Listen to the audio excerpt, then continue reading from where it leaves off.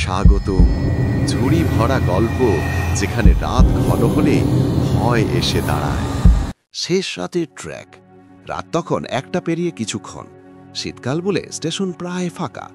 ঢাকার কমলাপুরের লম্বা প্ল্যাটফর্মে বাতিগুলো কেমন ঝাপসা আলো ফেলছে, মাঝে মাঝে পিচ্চি পিচ্চি শব্দ করে জ্বলছে নিভছে। রিহান ব্যাগটা কাঁধে নিয়ে দাঁড়িয়ে আছে। তার মা গতকাল রাতেই ফোন করে কাঁদতে কাঁদতে বলেছিল, বাবা তুই আস, তোর বোন রিয়া 3 দিন হলো নিখোঁজ। গ্রামের লোকেরা বলতেছে সে নাকি গভীর রাতে কুয়োর পাশে গেছে। রিহানের মাথা ঝিম ধরে গিয়েছিল। রিয়া কখনো রাতে বাইরে যেত না, তার তো অত ভয়, অন্ধকার, জঙ্গল, রাস্তা সবকিছুতেই। তাহলে সে হঠাৎ রাত 2টোর দিকে কুয়োর কাছে গেল কেন?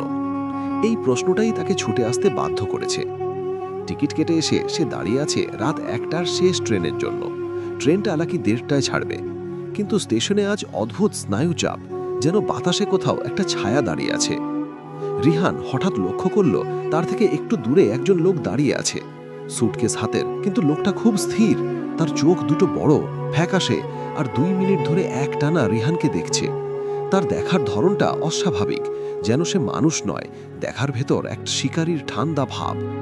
রিহান আগে কখনো এমন দৃষ্টি দেখেনি। একসময় লোকটা হঠাৎ হাসল, যেখানে হাসলে চোখ ছোট হয়ে আসে, তার উল্টো লোকটার চোখ বড় হতে লাগলো। সেই মুহূর্তে দূর থেকে সিটি বাজলো, ট্রেন আসছে। রিহান একটু উচ্ছ্বসিত হলো, আর পিছনে তাকাতেই দেখে লোকটা নেই। মুহূর্তের মধ্যে কোথায় গেল? এমন ভাবতে ভাবতেই ট্রেন এসে দাঁড়ালো। রিহান উঠে নিজের সিটে বসলো। পুরো কামরা প্রায় খালি। শীতকাল আর রাত গভীর, এমন সময় রাত্রি কম থাকাটাই স্বাভাবিক। ট্রেন ছাড়তেই আলোটা কয়েকবার কেঁপে উঠল। বাতাসের মতো ঠান্ডা কিছু একটা ছুঁয়ে গেল রিহানের ঘাড়। সে পিছনে তাকালো, ফাঁকা সিট। তবুও মনে হলো কেউ যেন ঠিক তার কানের কাছে নিঃশ্বাস ফেলল। ট্রেনের ভেতর শব্দ হচ্ছে কেবল চাকায় লোহার ঘর্ষণ, কট কট কট কট। কিছুক্ষণ পর ট্রেনের দরজার ধাতব পাতটা একটু আওয়াজ করল, টিং টিং। মনে হলো যেন কেউ আস্তে করে টোকা দিচ্ছে। রিহান একটু ভয় পেল। সে উঠে দরজার দিকে এগোলো। বাইরে কেবল কালো অন্ধকার। ট্রেনের আলো দূরে দূরে মিলিয়ে যাচ্ছে। বাতাসে দাঁড়িয়ে থাকা গাছের ছায়াগুলো হঠাৎ কাছে এসে আবার দূরে সরে যাচ্ছে। আর ঠিক তখনই সে দেখল দরজার পাশের করিডরে দাঁড়িয়ে আছে সেই লোকটি, যে লোকটা স্টেশনে তাকে অদ্ভুতভাবে দেখছিল। লোকটা সোজা তাকিয়ে আছে, রিহানের দিকে নয়, বরং যেন অতীতের কোনো এক দিক লক্ষ্য করে আছে। তার ঠোঁট নড়ছে, কিন্তু কোনো শব্দ নেই। রিহান বলল, কিছু বলছেন? লোকটা এবার তার দিকে ধীরে ধীরে ঘুরল। চোখ দুটো ভয়ঙ্করভাবে জ্বলছে। সে বলল, তোমার বোন রিয়া, সে তো এই ট্রেনেই উঠেছিল সেদিন। রিহান থমকে গেল। কি বলছেন? আমার বোন তো গ্রামেই ছিল। লোকটা আরো হাসল। তুমি যা ভাবছো সব ঠিক না। সে সেই কুয়োর পাশে যা দেখেছে, তারপর সে পালানোর চেষ্টা করছিল, ট্রেনের দিকে দৌড়ছিল। রিহান রীতিমতো কাঁপতে শুরু করলো। আপনি কে? আমার বোনকে দেখেছেন? লোকটা হঠাৎ তার সামনে একেবারে কাছে এসে দাঁড়ালো। ট্রেনের আলো কেমন যেন নিভে যেতে চায়। লোকটার মুখে একটা দম বন্ধ অন্ধকার দেখা যাচ্ছে। সে বলল, আমি শেষ রাতের যাত্রী। যাদের জীবনে একটা রহস্য জমে থাকে, তাদের সঙ্গে আমি দেখা করি। এ কথা বলেই সে হাওয়ার মতো মিলিয়ে গেল। রিহান চিৎকার করে উঠল, এই থামুন, আপনি কোথায় গেলেন? কিন্তু করিডর ফাঁকা। ঠিক তখনই ট্রেনের সামনে জরুরি ব্রেকের শব্দ। ট্রেন থেমে গেল। পুরো কামরা অন্ধকার হয়ে গেল, মহাকাশের মতো নিঃশব্দতা। তারপর হঠাৎ ট্রেনের ছাদের উপর কিছু যেন দৌড়ে গেল, ঢম ঢম ঢম। রিহান এ জীবনে কোনো দিন এত ভয় পায়নি। 3 মিনিট পর আলো ফিরে এলো। ট্রেন আবার চলতে শুরু করলো, কিন্তু রিহানের বুকের ভেতর পাথর চাপা। গ্রামে পৌঁছানোর পর স্টেশনেই তার মামাতো ভাই জসিম অপেক্ষা করছে।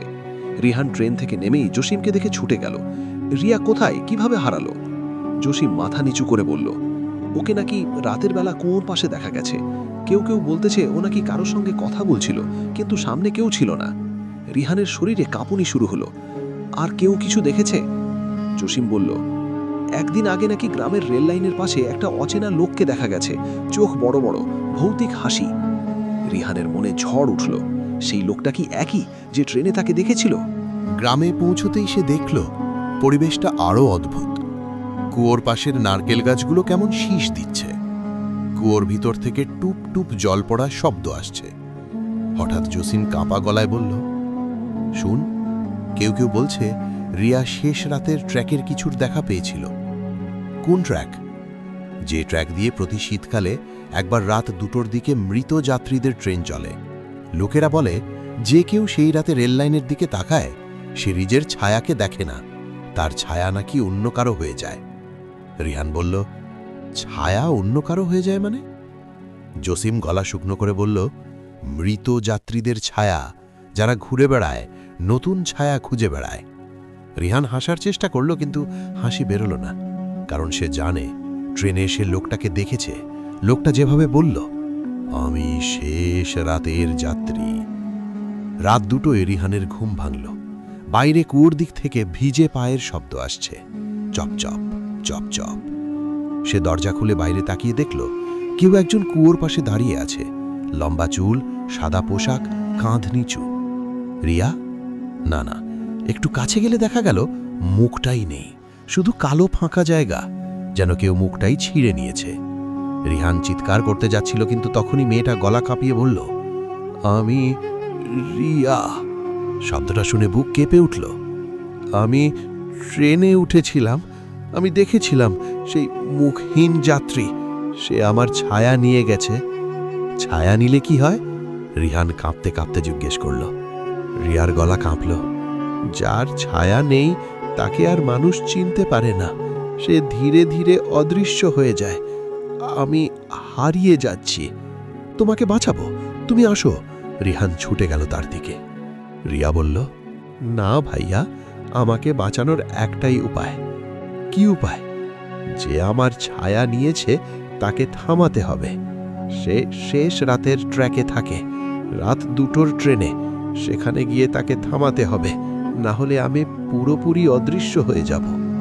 রিহান চোখ মুছল। আমি যাব, যে করেই হোক তোমাকে ফিরিয়ে আনব।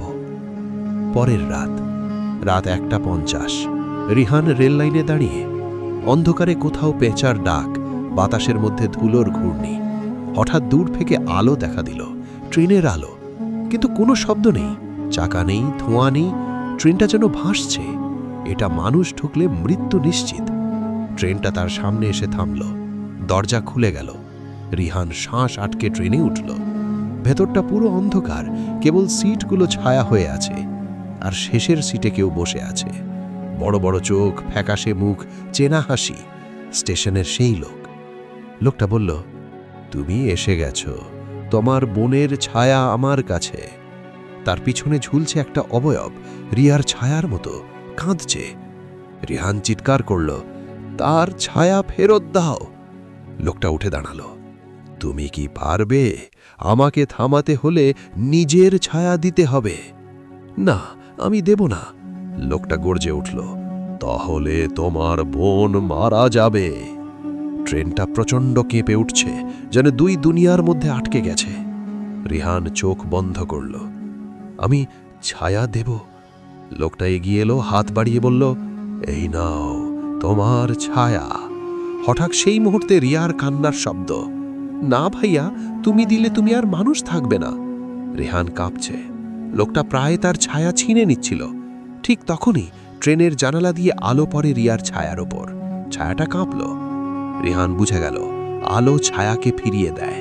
সে ট্রেনের ইমার্জেন্সি সুইচটা খুঁজে পেল, এক ধাক্কায় চাপ দিল। ট্রেনের ভেতর হঠাৎ তীব্র সাদা আলো জ্বলে উঠল। লোকটা চিৎকার করে উঠল, না, আলোয় আমার ক্ষমতা নেই। আর সাথে সাথে রিয়ার ছায়াটা তার শরীরে ফিরে গেল। লোকটা ট্রেনের মধ্যেই কালো ধোঁয়ার মতো মিলিয়ে গেল। ট্রেনটা লাফিয়ে উঠল, গর্জন করে থেমে গেল। সব নিস্তব্ধ। রিহান তাকিয়ে দেখল ট্রেনে সে ছাড়া আর কেউ নেই। কিছুক্ষণ পর সে ট্রেন থেকে নেমে রেল লাইনে পড়ল। দেখল রিয়া দাঁড়িয়ে আছে, পুরো মানুষ, ছায়াসহ। সে হাসছে। ভাইয়া, তুমি আমায় বাঁচালে। রিহান তাকে জড়িয়ে ধরল, কিন্তু ঠিক তখনই রিয়ার শরীর ঠান্ডা হয়ে গেল। সে বলল, ভাইয়া, আমি বেঁচে উঠেছি ঠিক, কিন্তু সে ফিরে আসবে। প্রতিটি শীতে সে নতুন ছায়া খুঁজবে, সাবধানে থেকো। বলে সে অজ্ঞান হয়ে গেল। গ্রামে ডাক্তার ডাকল। রিয়া ধীরে ধীরে সুস্থ হলো, কিন্তু সে এখন খুব কম কথা বলে। রাতে তার ঘরের জানালার কাছে কাঁপা আলো দেখা যায়। আর রিহান যখনই ঘুমোতে যায়, স্বপ্নে দেখে রেল লাইনের পাশে দাঁড়িয়ে সেই লোকটা তাকে বলছে, তোমার ছায়া একদিন নেবলি, শেষ রাতের যাত্রী ফিরে আসবে। এখনো শীতের রাতের রেল লাইনের পাশে গেলে মানুষ বলে একটা ট্রেন দেখা যায়, কিন্তু শব্দ শোনা যায় না। যে দেখবে তার ছায়া বদলে যেতে শুরু করবে।